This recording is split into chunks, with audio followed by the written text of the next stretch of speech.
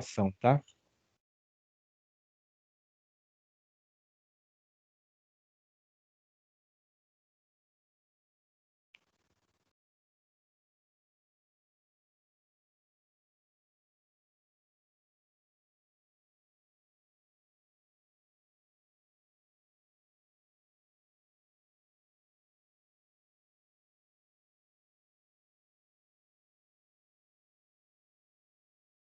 Apareceu a minha tela para vocês?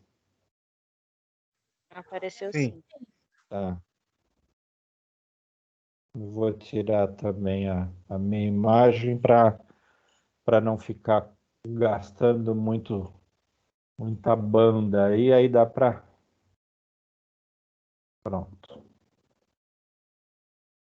Então, a primeira coisa que eu vou pedir para vocês é anotarem esse ou o QR Code, né? Ou aqui o endereço, que é gg.gg/20-2 análise, né?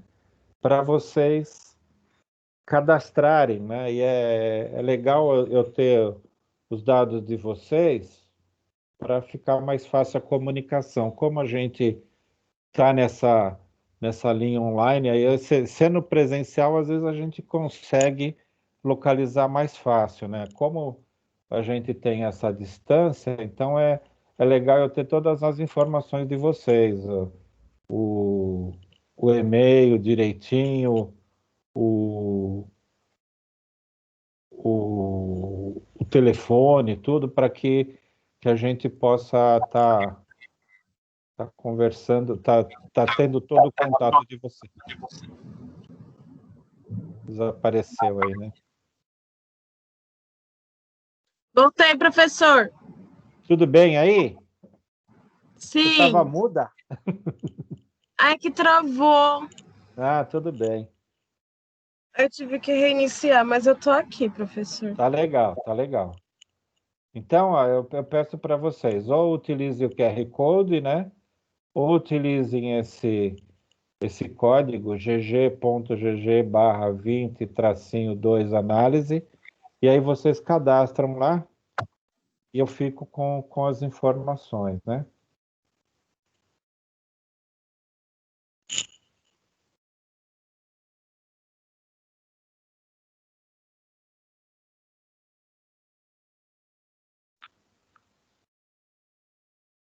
Anotaram? Podemos ir para frente? Já anotei.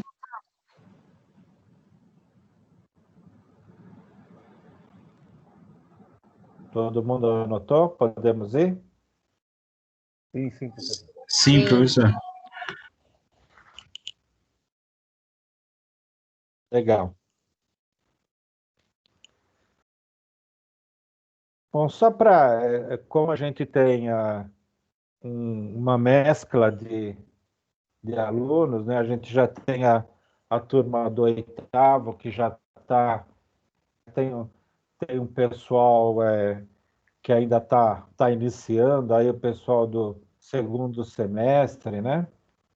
Então, eu vou dar uma repassada para vocês, falar um pouquinho da metodologia de ensino que a gente acompanha na Anhanguera, né?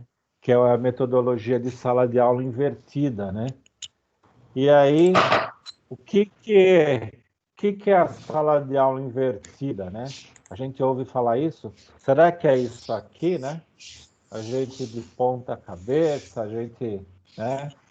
Na verdade, não é bem isso, né? A sala de aula invertida, o que ela é? Ela tem 3 etapas, né? Ela tem uma atividade antes da aula, né? Que o aluno estuda o conteúdo em casa, se prepara, né, para participar das atividades em aula. Durante a aula, ele interage com o professor, porque ele já está a par do assunto, né? E após a aula, ele faz alguma atividade que é para reforçar o aprendizado, né? Então, a sala de aula invertida, ela é também chamada flipped classroom, né? Em inglês é sala de aula invertida. Então, o que ela é? Ela é uma inovação na aprendizagem. Ela é bastante importante porque é um método de ensino que ele coloca uma lógica de organização na sala de aula e é um fator que favorece um aprendizado para o aluno, tá? Então, o que ele é, né? É uma forma do aluno de absorver o conteúdo através do modelo de uma informação virtual, isso já, não no nosso esquema que a gente está agora, que a gente está inteiro virtual, mas quando a gente tem a parte presencial durante a aula, né? E o aluno, o que ele faz? Antes ele fica sabendo do assunto, ele não vem para a aula sem saber nada, por isso que é importante vocês fazerem a pré-aula, né? Vocês olharem um pouco o assunto para vir aqui e ajudar com dúvidas, não ficar só o professor falando, mas que vocês tragam dúvidas, porque a partir do momento que vocês forem lerem o material, vocês vão trazer dúvida, né? E depois, dentro da sala, tem uma interação do professor com o aluno. A ideia também é trazer dúvidas, né? Tá? E aí, o que ele traz também para a gente, né? A gente pode fazer exercícios, pode fazer um debate entre os alunos, né? E é um ponto bastante interessante para o aprendizado. Então, muitos pesquisadores apontam que a sala de aula invertida é uma inovação na educação, né? E aí a gente tem o quê? A gente tem os alunos ativos, né? Então a gente vê aqui até essa foto, a gente vê uma participação dos alunos. É diferente do aluno ficar só ouvindo o professor falar, né? E a ideia também é colocar o aluno como protagonista, né? Nesse processo de aprendizagem. O que é protagonista? É aquilo que eu comentei anteriormente, é o lado de você participar da aula, de você trazer novidades, né? Então, nessa linha de trabalho, de aula, né? Só voltar aqui porque tem aluno entrando, um instantinho só. Pronto.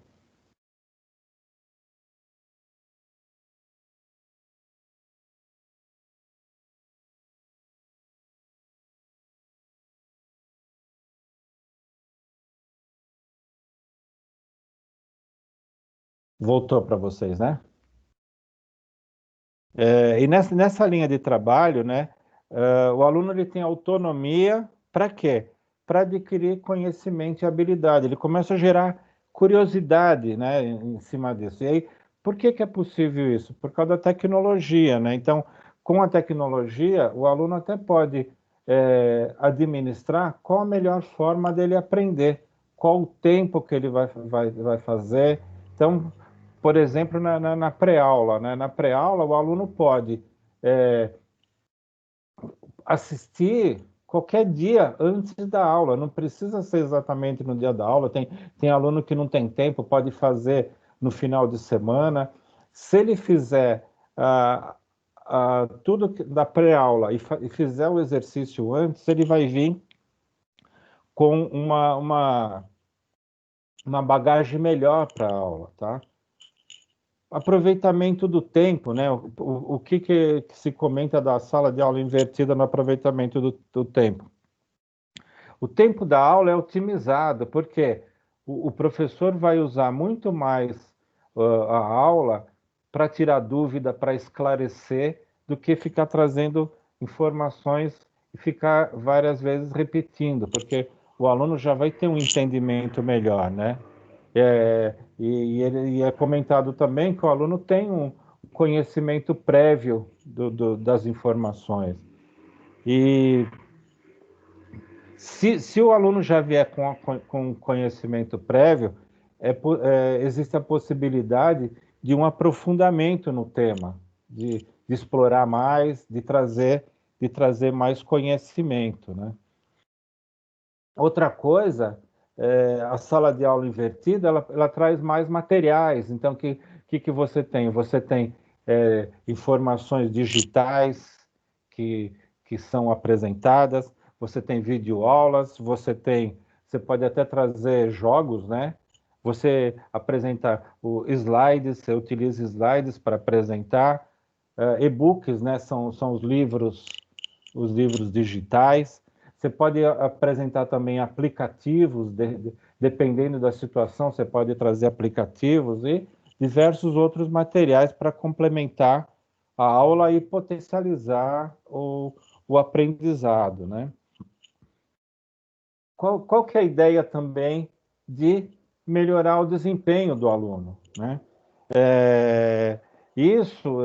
Como que a gente melhora o desempenho? O conjunto de todas essas informações, que o aluno busca informação antes. Na aula você reforça, você aprofunda mais. E aí tem uma possibilidade do aluno fazer uma atividade após a aula, isso aí é uma soma de resultados que traz um aprendizado melhor, né? Aí você pode controlar o movimento, o tempo de estudo, você pode ler mais materiais, você pode estudar no seu ritmo, né? E até interagir com os colegas através de trabalhos em sala de aula. Por quê? Porque já teve um conhecimento prévio, né?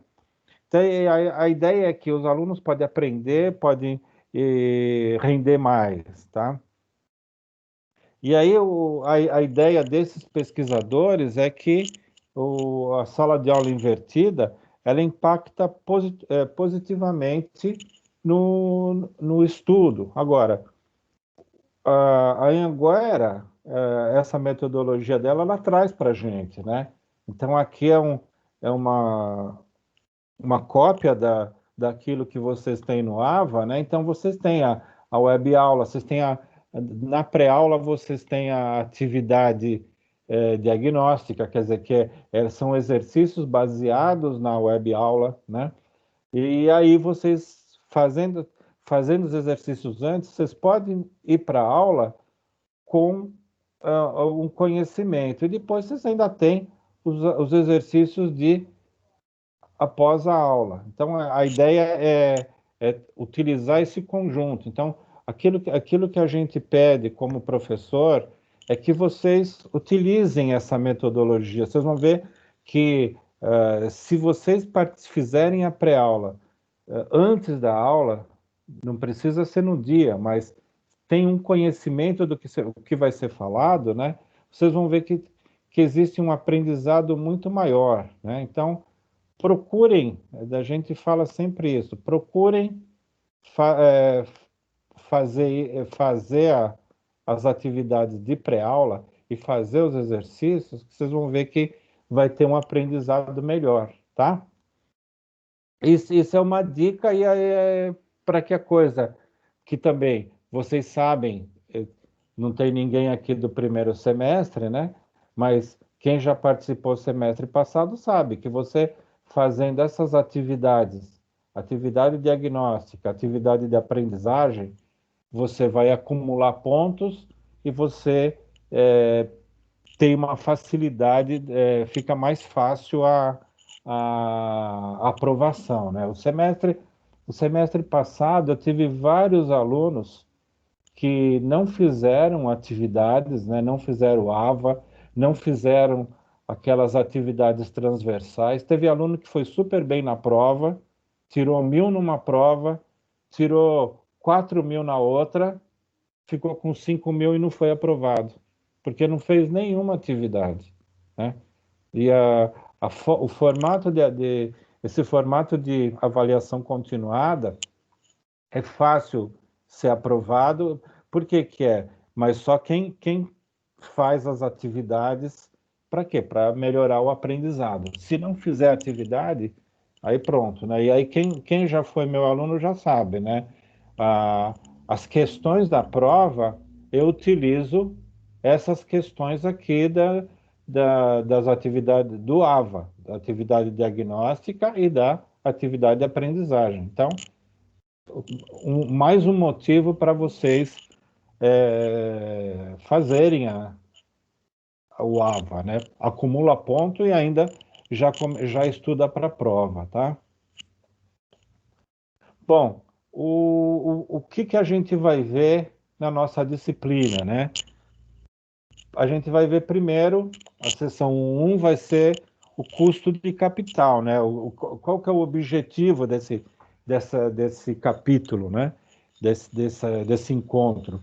Vai ser para que o aluno vai começar a compreender o custo do capital e sua posição no balanço.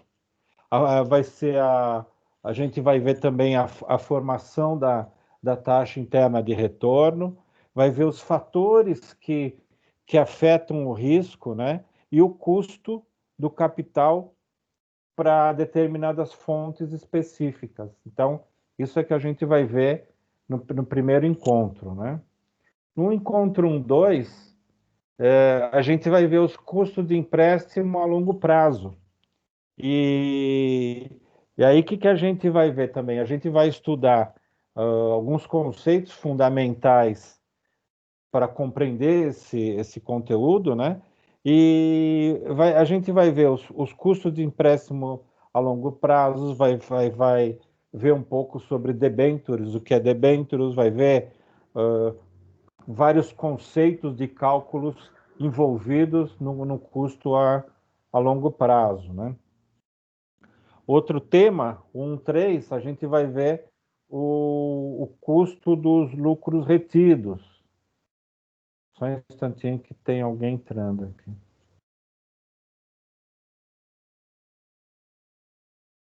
Preciso acostumar.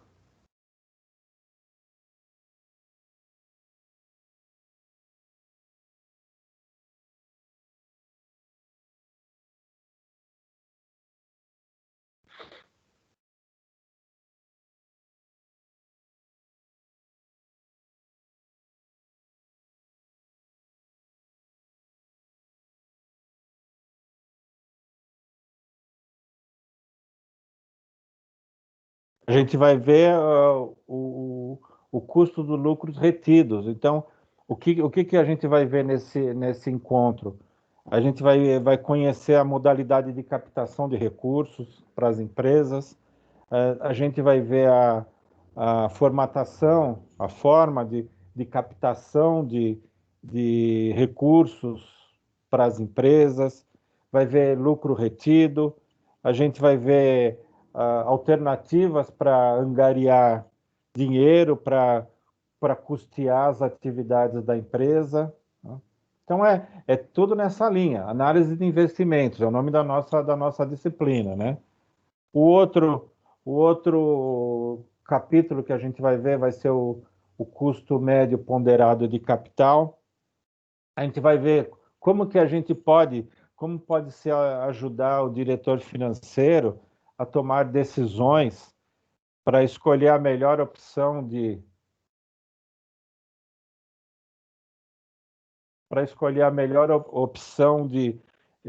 estruturar a empresa com fontes de financiamento e cálculo do custo médio, né, de capital. A gente vai ver algumas fórmulas de calcular o custo médio.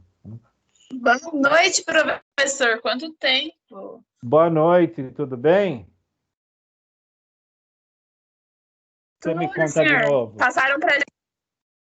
Oi, fala. Passaram pra gente o link errado. Ah, é? Quem passou? Não sei, o menino acabou de falar para mim.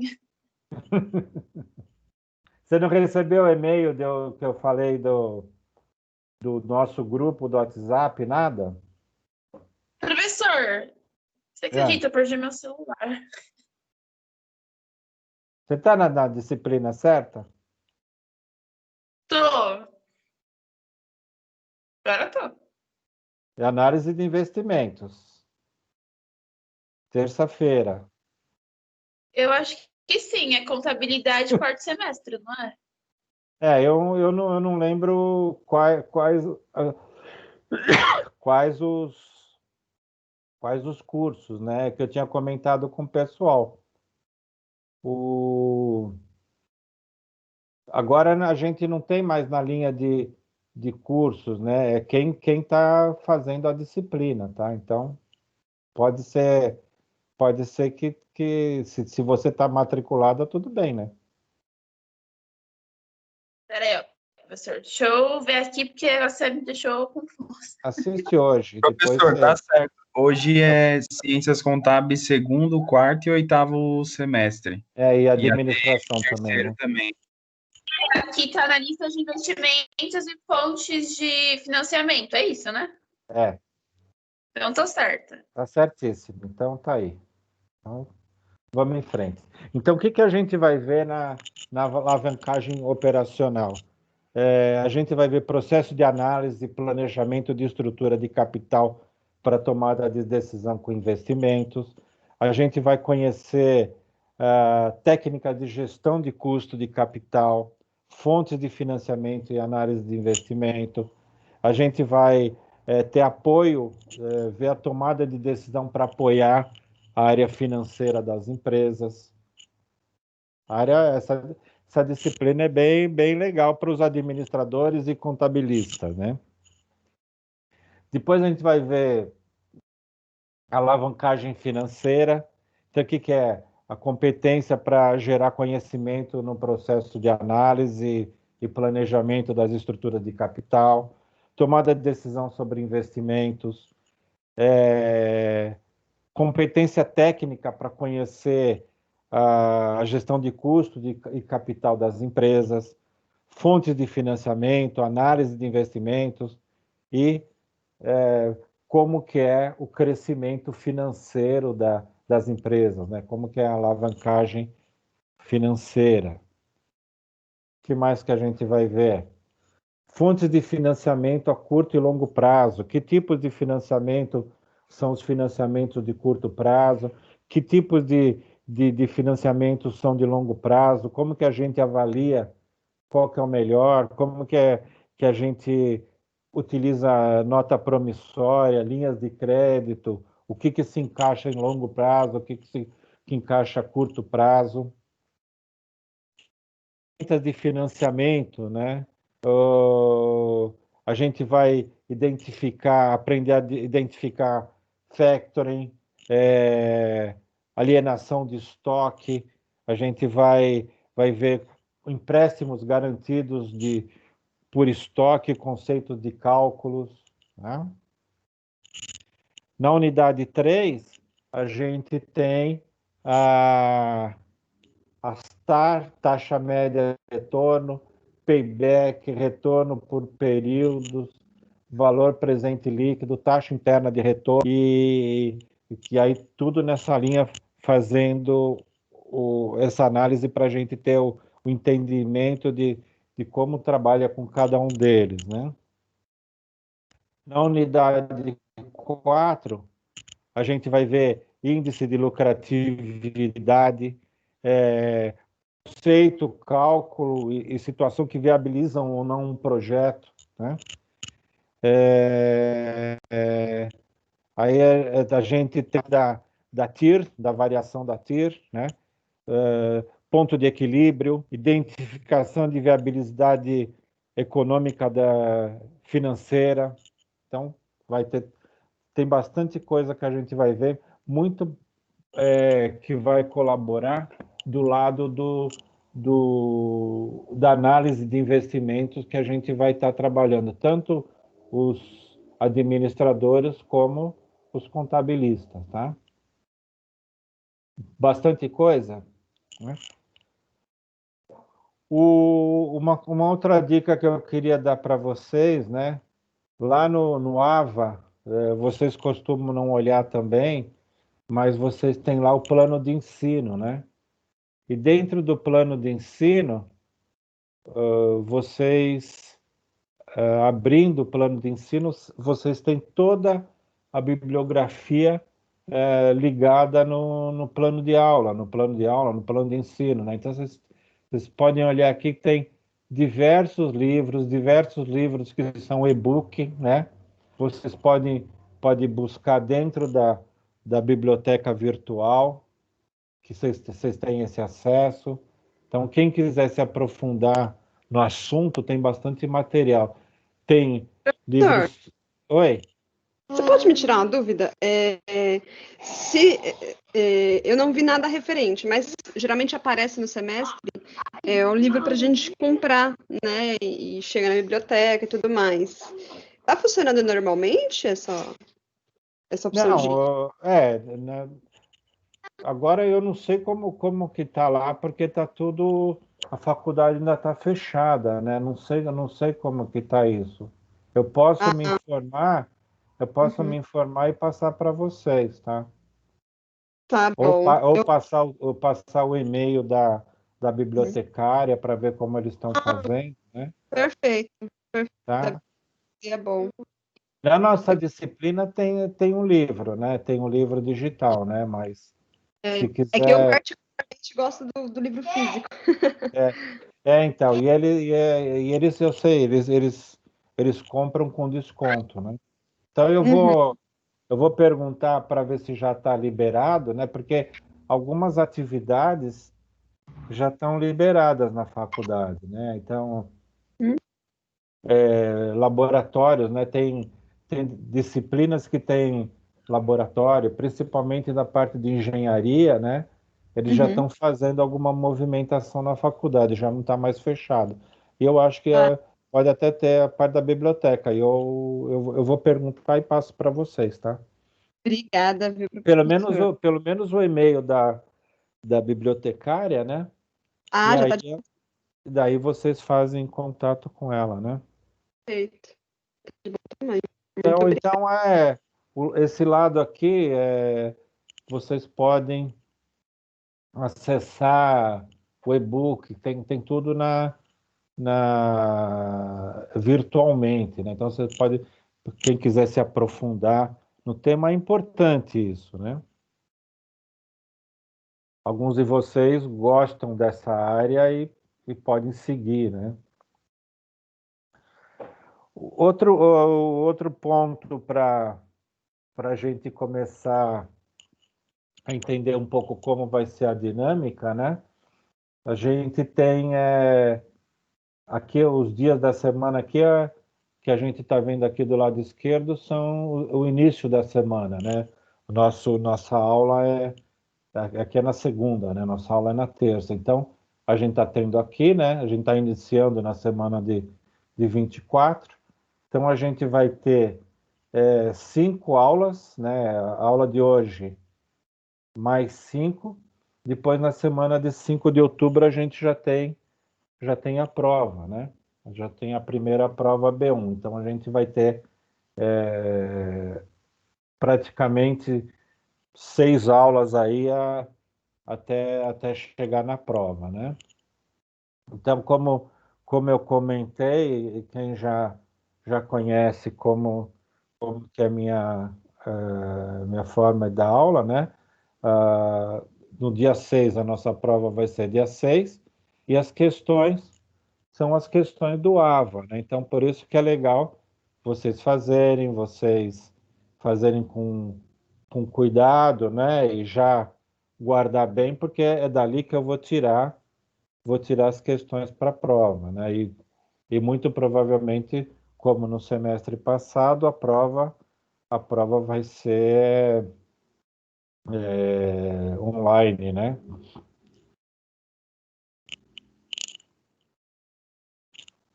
Aí a gente vai ter a atividade do professor, que é aquela que no primeiro semestre vale 1.000 pontos, né? Então, o que que a gente tem? A gente vai ter, eu estou contabilizando aqui 5 aulas, né? Então, cada uma das aulas vai ganhar 200 pontos quem entregar, né? E o que que eu vou pedir para vocês? No final da aula, vocês vão ter um link para postar e vocês vão escrever sobre, não precisa ser muita coisa, mas escrever umas 2, 3 linhas dos pontos mais importantes que vocês identificaram na aula, né? O que que você aprendeu. Então, essa vai ser a atividade do professor, tá? Então, se aí vocês vão ter um tempinho, logo depois da aula, para mandar. Se mandar no dia da aula, vai ter 200 pontos. Se mandar no dia seguinte, já é 100 pontos. Estou sendo muito ruim? Tá não. Tá bom, né? Não, Tá bom, né? De boa. a internet, aí a gente perde. Então, depois isso aqui nós vamos começar a fazer a partir da próxima aula, tá? Então, na aula de hoje é só para vocês saberem o que tem. Então, eu quero fazer um ponto assim para que vocês também identifiquem alguma coisa importante na aula, que pelo menos vocês prestem atenção um pouquinho na aula, né? Então, é esse o lado, tá? Alguma dúvida, alguma coisa? Podemos Não, seguir? professor. Não, tranquilo. Tranquilo, né? Então, já que estamos todos aqui, vamos seguir já vamos começar com a nossa sessão 1 aqui, falar um pouco sobre ela, tá? Então, vai ser vai ser o custo de capital, né? Primeira coisa que a gente vai ver.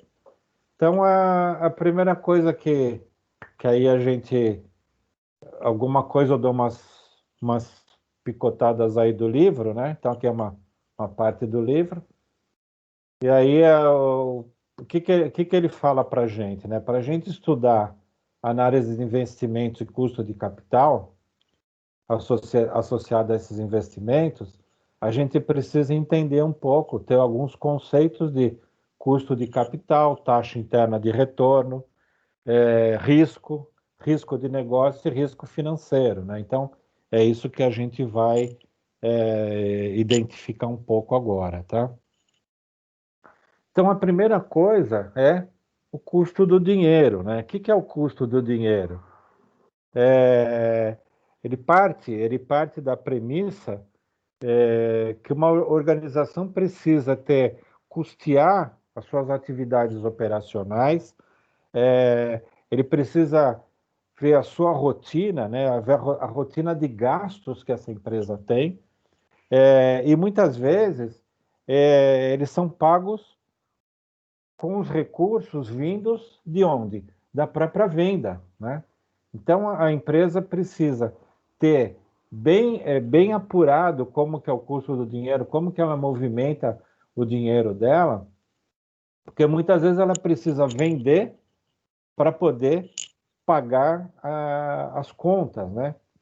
E a gente tá, o que a gente está vendo hoje com relação à pandemia, né? Muitas empresas estavam com seu caixa e trabalham muito nessa linha de vende para poder pagar as despesas, as vendas caíram, o que começa a acontecer? Vocês começam a olhar por aí, muitas empresas, comércio pequeno fecharam, porque a empresa trabalhava muito justo. Então, o custo do dinheiro é importantíssimo para as empresas, né? E isso a empresa tem que ter um controle muito disso, saber onde que gasta, por isso que as empresas têm uma preocupação grande na parte das despesas, né? Para que que depois suas vendas não sejam menor do que as suas despesas, né? Outro ponto que tem uma preocupação muito grande, né? Que as empresas elas compram e vendem mercadorias e serviços, né? Então, essa dinâmica, algumas organizações, algumas empresas, elas precisam de recursos para pagar os fornecedores. E também precisa fazer novos investimentos para quê? Para expandir o seu negócio, para aumentar, para o seu parque produtivo funcionando. Então, é tudo nessa linha. A empresa precisa de dinheiro para fazer manutenção, precisa de dinheiro para comprar, né? E aí, de onde vem o dinheiro? Sempre da linha de venda de mercadorias, né? Ou precisa fazer um empréstimo, né? E aí traz para a gente o que é o custo do capital, né? E ele pode ser entendido como o custo dos recursos captados no mercado para financiamento da empresa. Então, ele pode ser um retorno de um investidor, alguém que investe na empresa, né? Ele também pode, sempre numa linha de você ir buscar dinheiro a uma taxa mínima para poder investir no seu negócio. As empresas fazem isso. Às vezes a empresa não precisa ter um crescimento, a empresa precisa comprar máquinas para crescer e ela precisa ir no mercado e vai buscar dinheiro com algum investidor. Mas a empresa precisa também estar sempre preocupada com o quê? Com uma taxa mínima, porque se ela for buscar dinheiro e for muito caro, ela não vai conseguir pagar, né? Aí a gente tem a linha do empreendedor, né? O que o empreendedor de sucesso faz, né? Ele sempre ele vai numa linha de desenvolver um projeto sobre um produto no mercado, né? Muitas vezes ele não possui o negócio, o dinheiro necessário para montar a sua empresa. Então, o que ele faz? Ele propõe uma parceria com o investidor para entrar com o recurso necessário para que ele possa investir. Então, muitas vezes, o que ele vai fazer? Ele tem um determinado produto que ele elaborou, mas ele não tem dinheiro. Ele vai fazer uma parceria com o investidor. E o investidor, o que ele vai fazer? Ele vai querer, como está aqui no desenho, né? Ele vai querer um retorno alto, um high return, né? Então tá bom, eu vou entrar com você, mas o que eu vou ganhar? O investidor, o negócio dele é só dinheiro, né? Ele não quer saber se você tem uma ideia boa, se você tem uma lâmpada que acende com a mão aí, como esse desenho aí, né? Então, para que o investidor invista na empresa, né, ele quer um fluxo de caixa do projeto. E o que é esse fluxo de caixa, né? Então ele vai pegar, vai ver como que vai ter um retorno do dinheiro ao longo do tempo, né?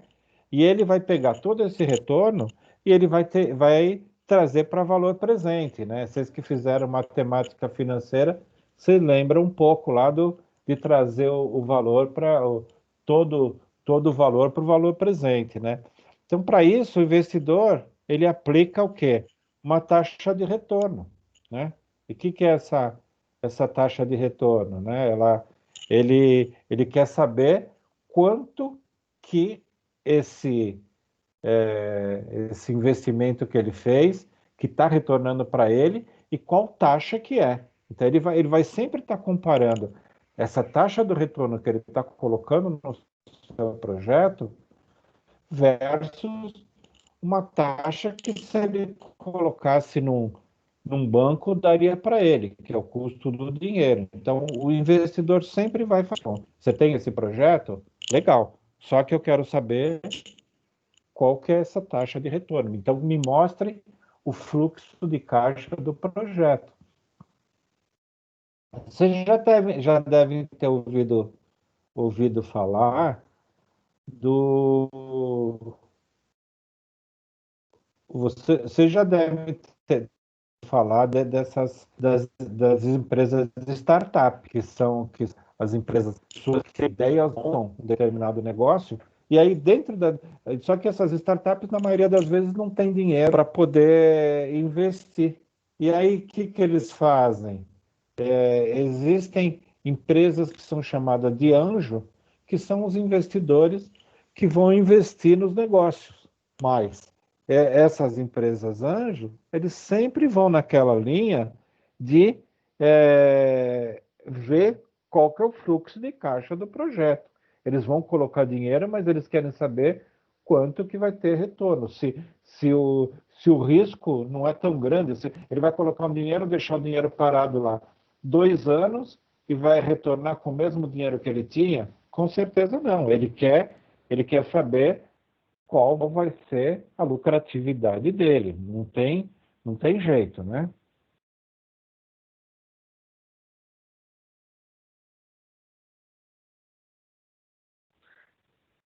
Então, o que o investidor faz? Né? Ele utiliza alguns procedimentos para atualização dos valores, né? E o que são, como que ele faz isso, né? Então, ele utiliza a taxa de referência, a taxa que ele compara, né? A taxa que é utilizada é o custo do capital do investidor. Então, se um projeto não cobre o custo do dinheiro do investidor, não há razão para investir. Ele não vai investir de nenhum jeito nesse projeto. E aí ele analisa, né? Ele faz sempre uma comparação e é aquilo. Você tem um investimento que te dá um rendimento de 6% ao ano.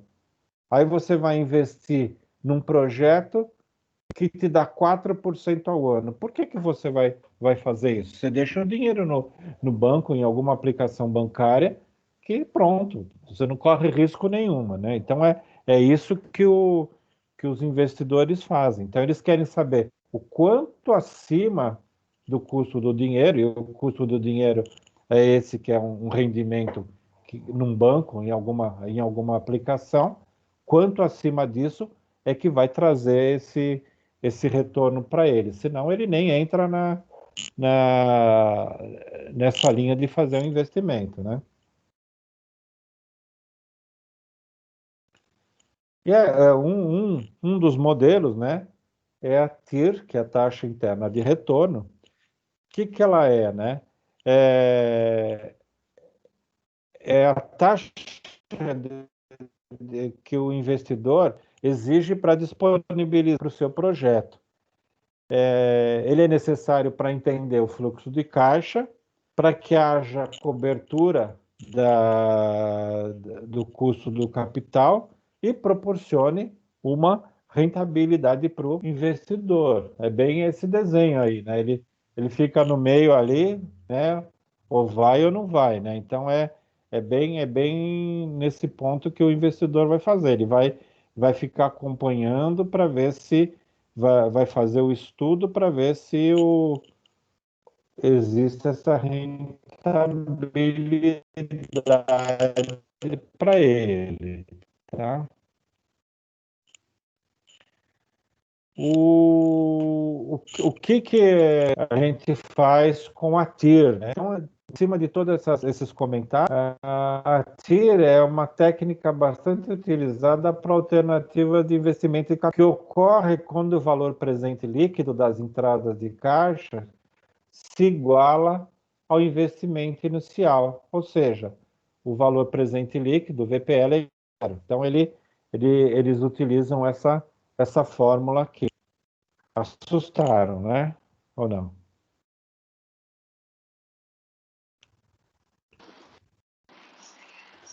Então, essa é a fórmula, um pouquinho, né? Assustou um pouquinho, né?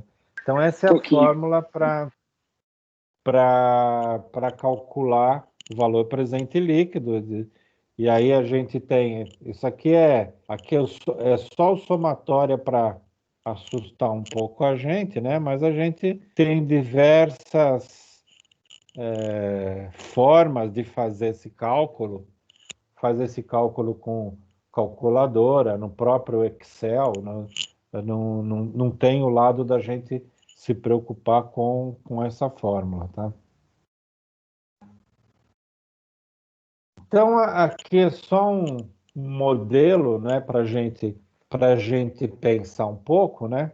Então, o que foi comentado até agora na parte da teoria, né? Que o investimento, o investidor só vai fazer o investimento, né, se a taxa de retorno for maior que a taxa do o custo do capital. Então, ele dá um exemplo para a gente aqui, né? Então, um gerente da Liquigás analisou 4 investimentos e chegou ao retorno no tira cada investimento. Então, você tem o X, o Y, o Z e o W. O X tem uma TIR de 10, o Y de 15 ao ano, né? A Z de 20 ao ano, a W de 25 ao ano.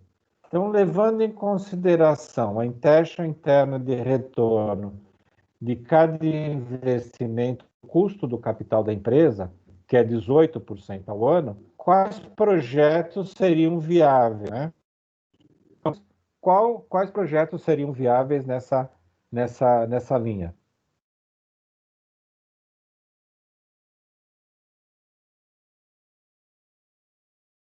ZW. Vocês concordam, pessoal? Não, eu acho que é X e Y, né? Por que você acha que é XY?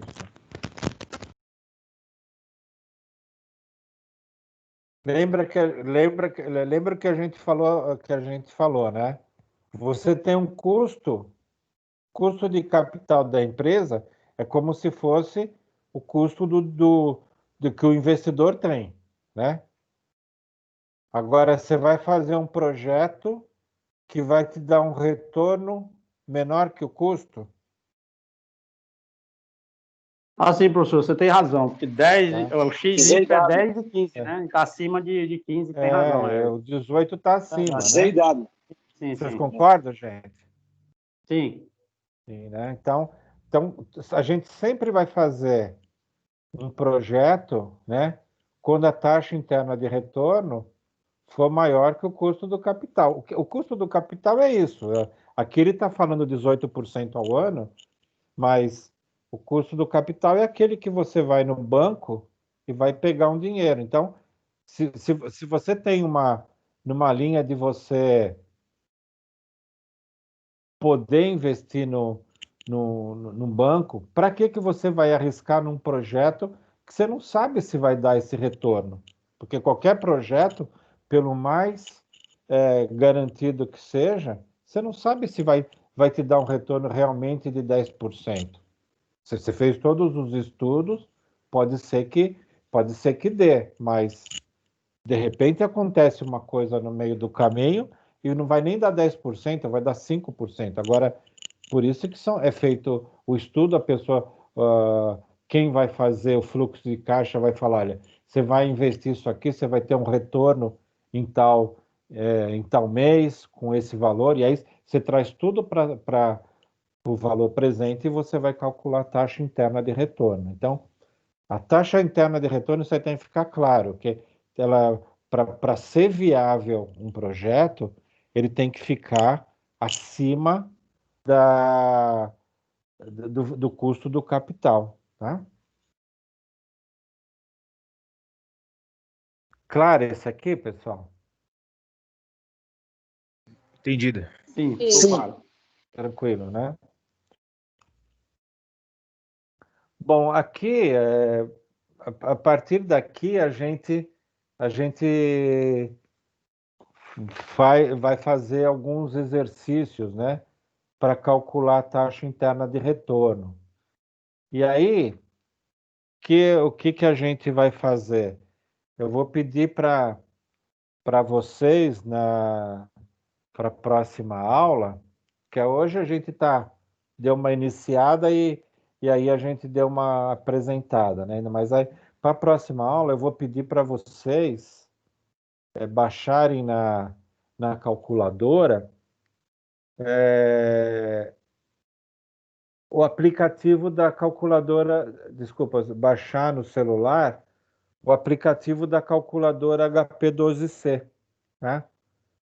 Vocês entram lá na loja de aplicativo, é gratuito lá e é só baixar, né? E aí eu vou ensinar vocês como calcular a taxa interna de retorno utilizando a calculadora. Quem já tiver a calculadora, utiliza a calculadora, mas pode baixar o aplicativo no celular, tá? Alguém de vocês conhece a HP12C? Sim. Aprendi a mexer mais ou menos Sim. na aula de matemática financeira. Então, aí nós vamos calcular a taxa interna de retorno, né? Utilizando a HP12C, tá? Ficou claro, pessoal, esse lado da taxa interna de retorno, ela precisa ser maior que o custo do capital, tá? Para que seja viável o investimento, tá? Alguma dúvida? Não, por enquanto não. Tranquilo?